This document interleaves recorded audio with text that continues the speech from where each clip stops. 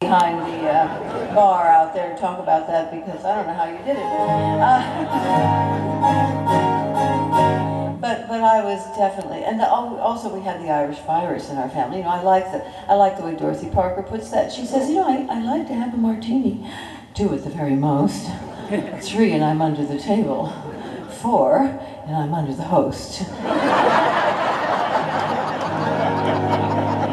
Brush up your Shakespeare, start learning it now. Just in time for finals. And so there was music in my life, all kinds of music. There was all that. My father wanted me to study the piano and be a real musician because he didn't want to have me make my living in pop music. The way he put it was God forbid. And so, you know, I studied Rachmaninoff and played. But when I was in high school, my whole life changed because, and I was really a 50s girl. You know, I had a little poodle skirt. I had those petticoats that you had to dip in water and sugar, and then you'd stand up so they'd be stiff, you know, dry all night. And I wore white gloves to church. I had a little bob like Judy Collins, and but yet I was playing Rachmaninoff and Beethoven, and then I listened on the radio and I found songs like the Gypsy Rover came over the hill, down through the valley so shady. He whistled and he sang till the greenwood rang, and he won the heart of a lady. You know this, right? Ra-dee-doo-ah-dee-doo-da-day, ah-dee-doo-la-dee-day. He whistled and he sang till the greenwood rang, and he won the heart of a lady. It was, you know, it was a song about a girl who turned 16 and runs off with a hippie, and her father races into the woods to try to find her and realizes she's run off with Bill Gates, and then everything. I was very lucky because I went to a high school in Denver called East High School, and it was extremely advanced and liberal and so on. You know, Steve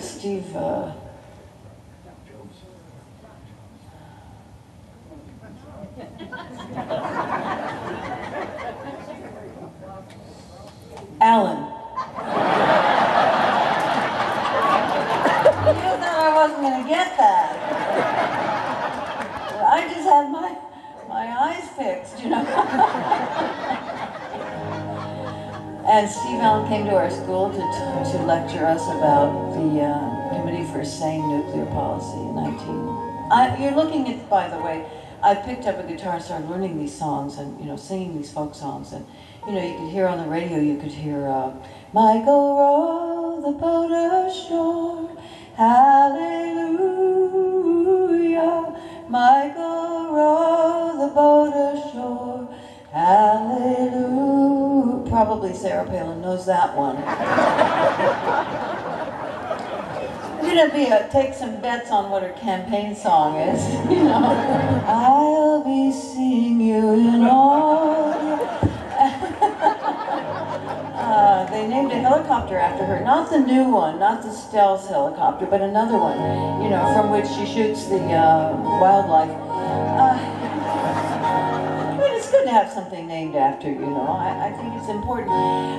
But anyway, I started I started to play the guitar and sing these songs, you know, and gradually was absorbed by this folk scare, the great folk scare, and you know, I sort of evolved. I kind of morphed from somebody who wore white gloves and went to church and had that little haircut, you know, and pretty soon I was at the Village, and everybody was there already when I got to Gertie's Folk City. Peter, Paul, and Mary were there when they were Peter, Noel, and Mary. And Cisco Houston was there, and Ramblin' Jack Elliott was there. It was 1960, 61, and there was this schlubby guy at the bar that I used to have a few drinks with, and I thought he was pathetic. He was singing old Woody Guthrie blues, you know, badly dressed even for the 60s, and it was Bob Dylan, you know. And one day, well, I recorded him right away in 1963. It was on my first album. And then in 1964, I was invited to go up to a little party in Woodstock with at my friend Albert Grossman's house. Albert Grossman managed Jimi Hendrix, and he also managed Janis Joplin. Then he decided to manage people who were going to live longer. And so I went to this party up there at his house, and Bob was there with Susie Rodolo, who was his girlfriend there. Wonderful. Susan was a terrific influence on him, I think. And we were all having a big party and singing and drinking and, you know, everything. And I went to sleep at, I don't know, 1:30 in the morning too. And I woke up about 3 o'clock to this voice, you know, coming up the stairs, to the 3rd floor where I was sleeping, up this stone stairs of this stone mansion. And this,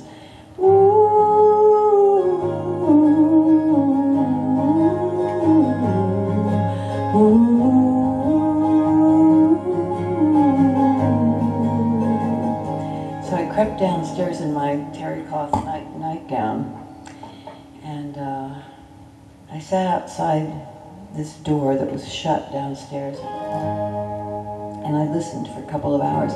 He was writing this song. It was 1964. Though I know that evening's empire has returned into sand, vanished from my hand, left me blindly here to stand, but still not sleeping. My weariness amazes me, I am branded on my feet. I have no one to meet, and the ancient empty streets too dead for dreaming. Hey, Mr. Tambourine Man, play a song for me. I'm not sleepy, and there is no place I'm going to. Hey, Mr. Tambourine Man, play a song for me. In the jingle jangle morning I'll come following you.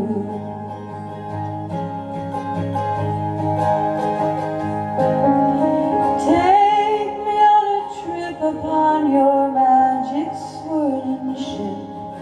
My senses have been stripped, my toes too numb to step. Wait only for my boot heels to be wandering. I'm ready to go anywhere, I'm ready for to fade into my own parade. Cast your dancing spell my way, I promise to go under it. Hey, Mr. Tambourine Man, play a song for me. I'm not sleepy, and there is no place I'm going to. Hey, Mr. Tambourine Man, play a song for me. In the jingle jangle morning I'll come following you.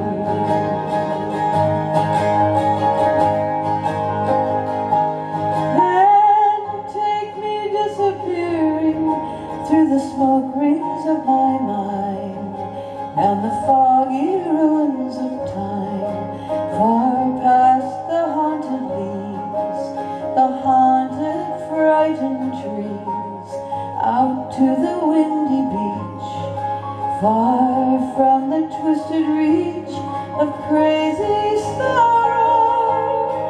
Yes, to dance beneath the diamond sky with one hand waving free, silhouetted by the sea, circled by the circus sands, with all memory and hope driven deep beneath the waves.